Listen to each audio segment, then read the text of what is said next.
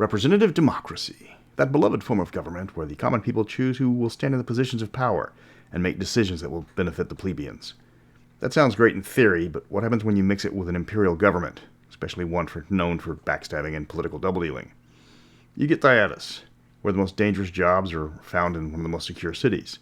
This is a position as you rise in power, so do your enemies. Despite its fractious nature, it is still one of the most influential organizations in Mystara. Guess where we're going today? Welcome to Mystara. I'm Mr. Welch, and Senatus Populusque Thyatis.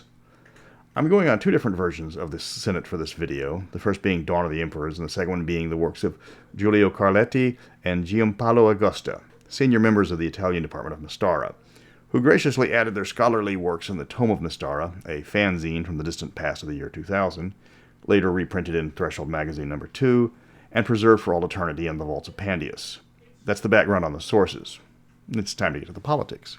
In Dawn of the Emperors, the governmental structure of Thyatis is covered on page 14 of the Player's Guide. Like the rest of the box set, all information seems to be truncated and limited in scope compared to the topic being covered. The Senate only has 4 paragraphs detailing the structure of the body. Only a single senator out of over 200 is named. You have to go to the DDA series of modules to learn more about the august body's members. And even then, that information is limited. It's just a sign that Thyatis and Alphatia should have been their own box sets rather than sharing one. In the original version, senators were appointed by various nobles as well as large population centers. Dukes and counts appoint a single senator each, while every city with a population of over 15,000 appoints 2 senators. Smaller towns can ally together to qualify for their own senator, which is common in rural areas with only a few small towns. The number of senators fluctuates with the population and appointment of new nobles, but on average, there's about 200 at any given time. The Senate passes new laws and has to approve military action outside of Thyatis. Passing a law in Thyatis requires approval of 2/3 of the senators. That's all of them, not just the ones there. Absent senators are assumed to have voted no, which means getting to the Senate on time is a major responsibility. That's all the information we have on that version of the Thyacian Senate. Fortunately, we have Italians, who would not let that snippet of information stand. So it's been approved upon in Official Fanon. Remember everything I just told you about the makeup of the lawmaking body of the Thyacian Empire? Well, forget it. Now the Senate theoretically has as much power as the Emperor, but in reality it depends on who's stronger at the moment. Right now, Thincall controls Thyatis, and the Senate just plays along. Makes sense, as he's still seen as the man responsible for saving the Empire. In times of weak emperors, the senators run roughshod over the nation, with the Emperor just rubber-stamping their new laws. This leads to enormous amounts of corruption, as many of the new laws are just legalized embezzling by the most influential senators. Now the Senate's membership is broken down in great detail. It's given a founding date of 297 BC, lasting until the Alphatian conquest. Empress Valentia reestablished the Senate in 20 AC, limiting memberships to the original aristocratic families. These were hereditary positions. Elected officials didn't arrive on the scene until 59 AC. It was part of an effort by the Empress to win favor among the powerful families of the empire. This changed in 59 AC with the death of Emperor Zendral, when his successor, Aemilius Scaurus, expanded the Senate to all parts of the empire to weaken the aristocrats' power. Now the Senate consists of 4 types of senators: the patres, or nobles, the conscripti, or elected, the ecclesiastic, those given the seat by various churches, and the meritorious, those that are appointed. The patres, by tradition, are the heads of their household. If that happens to be a woman, the title is instead matris. The conscripti are elected every 4 to 6 years or appointed by the Senate if necessary. These are most often accomplished political or military leaders. The ecclesiastic senators, 3 representing the traditional patrons of Thyatis, Solaris, Terastia, and Valerius. 6 more are appointed by the Church of Thyatis, and the remaining 6 were elected by the people. The Church of Keramikos appoints another as an appeasement to the Grand Duke Stephan Keramikos, who officially states that the nation is an autonomous region of Thyatis. I'll get to the meritorious in a bit. The current Senate is broken down as follows. Dominion rulers appoint 21 senators. These are nobles of baron rank or higher. A noble can nominate himself as senator, but only those who are located very close to the capital choose to do so. Every duke or grand duke is automatically appointed a senator, but by tradition, and more often necessity, the duke will instead appoint his heir to free up his duties and let his son gain experience in Thyatis' cutthroat political system. There are 40 senators from the patris origins. If one is stripped of his position, it goes to his heir instead. As stated, the church appoints 16 senators. There are 67 elected senators, each barony receiving 1, counties getting 2, duchies having 3, and grand duchies lucking out at 5. Every city over 10,000 in population that does not somehow have at least a baron to rule over it gets a single senator. There are several meritorious senators that the Senate appoints, often powerful military leaders, wealthy commoners, or similar, who are awarded with the position. The number of these senators can never outnumber the patris in the Senate. Right now there are 35 holding said rank. By law, no one can hold more than one Senate seat. If someone holds more than one by promotion or a similar move, they must resign the extra one. This most commonly happens if the populace elects a merit or noble senator or obtains a Senate seat through the church. By tradition, the crown prince holds the seat of the Duke of Thyatis.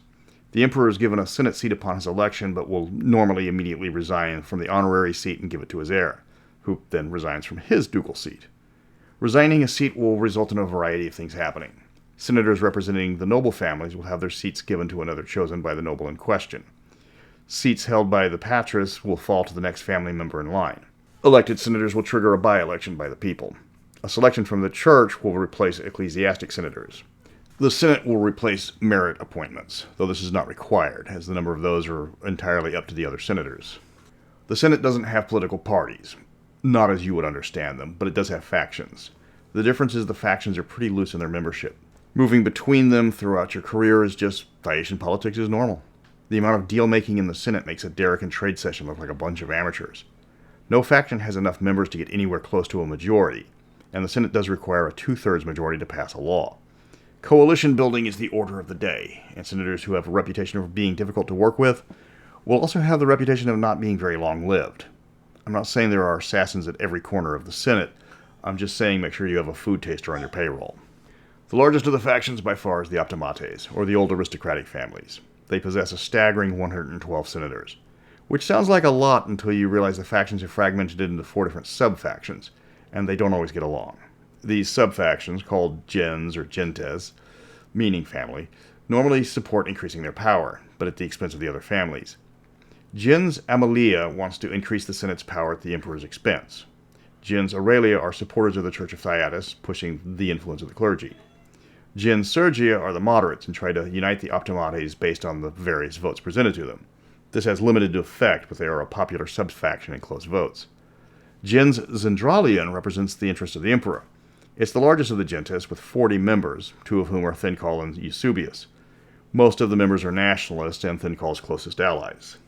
The pure ones are the Hattian faction, comprised of ultranationalists and separatists. They're a small group with only 6 members, and get on the nerves of just about everyone. They're especially outspoken against Thincol, claiming he isn't of Phaeacian stock, having come from Oceansend near Norwald.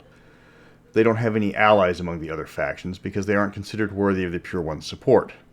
They're mainly left alone to seethe on the backbenches. The philosophers hold 15 seats and believe expanding in the empire's borders through diplomacy and negotiation. They've seen what happens when the borders are expanded through violence and prefer to showcase the benefits of Phaeacian culture rather than shoving it down people's throats. The members of this group are commonly found in distant regions of the empire where the population is predominantly of another ethnic group or race, mainly the Pearl Islands, Ochelia, and the Elves of Vialia.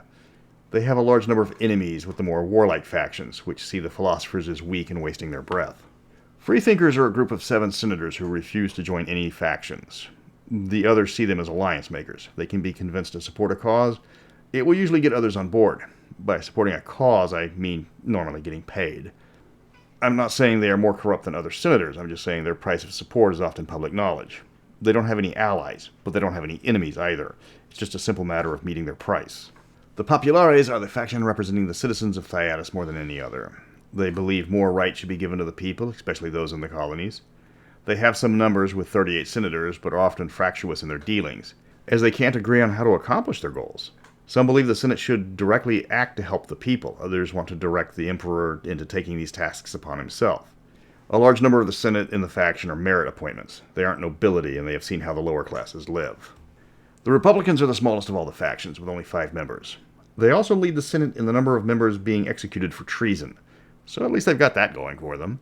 They believe Thyatis should return to being a republic again, much to the amusement of Emperor Thincol. Every once in a while, one of their numbers decides to act on their words, which usually ends in a public execution as a reminder that Thincol does not deal with challenges to his rule lightly. They don't have any allies. Most factions don't want to get too close to them because of their politics. A few senators will approach them for support in different bills, but not too close. They don't want to catch a stray headsman's axe in the process. The Phaeacian Senate is a nest of vipers, most of whom are more concerned about their power than the people they represent. The number of adventure hooks in this is substantial. And a few of those adventures won't have you targeted for assassinations because you know too much. If you need a sponsor in Thyatis, find a senator. If you need to expose a conspiracy, your senator is a good way to spread the information, assuming they aren't already in on it. I might do a biography video on the various senators later. They are scattered across multiple sources, and the biographies are of varying quality. I just have to see if you like this one. Next week is a special video with a surprise guest star explaining everything they got wrong with the new Mystara section in the book's Worlds and Realms. Stay tuned for that one. Until then, Nemo mi impune lacessit.